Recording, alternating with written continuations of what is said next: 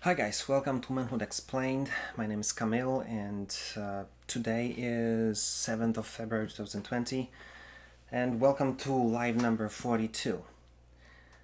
I want to ask yourself today, what is self-confidence and how does it work?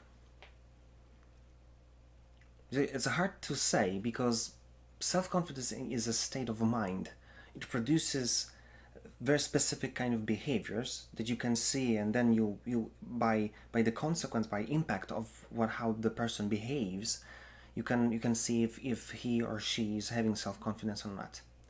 And I want to talk about it because it's very important, especially in context of manhood, because this is what ladies strive for. And if you watch any of my previous lives, this is something that I'm talking about over and over again, that it's very important for you to be able to kind of lead in this kind of sense. And this self-confidence is the primary thing that makes you or allows you to do this. So I want you to imagine the hypothetical situation that will explain it all. Let's imagine that we are on a party. There's like, huge apartment, 30 people. There's a lot of food, beer, drinks, and so on. And, music is playing, people are dancing, and it all just, parties on. There are two extremes that kind of tell you a lot about it. I will over exaggerate just to make my point. One extreme, one group of the people will be standing by the wall or in the corners with probably the beer in their hand, and they'll be so afraid to talk to anyone that it's gonna be hard to watch. Although they are there because they're long for human connection, they're long for being someone, especially they're guys, they want to be with girls and so on, but they're gonna be afraid to talk to anyone, and they will be standing there and praying to God that something would happen, that someone will talk to them, or something would happen that they will have to talk to someone, or someone will have to talk to them. So then they would not have to start, but they'll be able to have some interaction with someone. On the other spectrum, there's another extreme. There's this one guy or group of them who are the loudest in this whole party. They're dancing in the middle. They're stars of the evening. They're joking around and they're just stealing the whole party. And unfortunately, these guys are those who are, saying the most dirty jokes, and they're just being cocky. And around those guys, there's probably few of ladies. Many times, not always, but many times, they are the very beautiful ones. But unfortunately, not having a really high IQ. Unfortunately.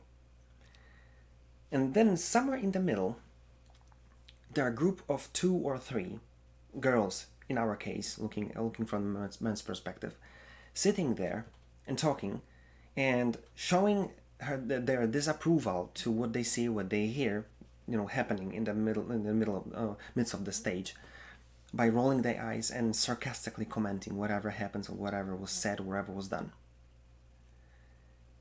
And interestingly enough, these are the most intelligent ones. These are the ladies that if you talk to them, you'll start to see that there is huge potential, huge, there are amazing people sitting there and not participating in any extreme. So I want you to understand that the first group has completely no self-confidence. That's obvious. They might be great people. They might be amazing to talk to, but they are so scared about who they are, and that they basically won't do anything about it. They're not going to talk. They're not going to do anything to join the party, to have some kind of input from them, at least starting the conversation. On the other spectrum, there's something that seems like self-confidence, but it's like it's self-confidence which is very like very with a very short leash, because it's like something that kind of drags people's attention, but the soon it shows its real face, and it happens really fast, then you see that it's just being cocky rather than self-confident, because there is nothing that proves that there's a value in what's happening there. Many times I'm over exaggerating, just bear with me. So I want you to understand that self-confidence, it's not you being able to be the loudest, not you being able to be in the midst, being the, the queen of this whole drama. But self-confidence is your ability to join the group of really intelligent people, start the conversation, or just join one, and be someone who is able to catch people's attention and drag this whole thing towards really interesting conversation that takes time, and everybody has pleasure with being part of it, because that shows completely different mindset, completely different personality, completely different result or impact at the end, which is not short-lived. Many times by this thing you'll be able to build relationships that'll last for years, because there's value, there's a payload there, and it's that people are drawn to. And because I was obsessed with observing how we build a relationship for years, I loved to go to this kind of parties, and especially at the beginning, stand there in the doorway, or by the wall, and just observing how this whole energy is breaking down in this whole room. Who's gonna be in the corner, who's gonna be in the middle, and who in the middle on the stage dancing, and who's gonna be in the middle of the room, sitting in groups. Because then it was very easy to observe who is who, and being able to join the conversation that I was interested in. And I was always fascinated with intelligence. And what I've discovered throughout the years was that there are three major components that allows you to grasp, to be able to get attention of people, and kind of start this conversation that leads this whole party completely different place that maybe it was supposed to lead people, because many times we just go to drink beer and hook up or whatever. But this is like a party break. It completely changes the whole perspective, and there are three of them. One, you need, as a guy, because I'm talking from our perspective, as a guy you need to be able to have sense of humor. You don't have to be the best comedian in the room, but be be funny, and especially be intelligently funny. This is something that is completely different than being this class clown. You being intelligently funny puts you in completely different level. Second, you want to be able to communicate, but not speak, communicate. It's all about you being able to say something interesting and then ask anyone what they think about it. Because this is how you draw attention.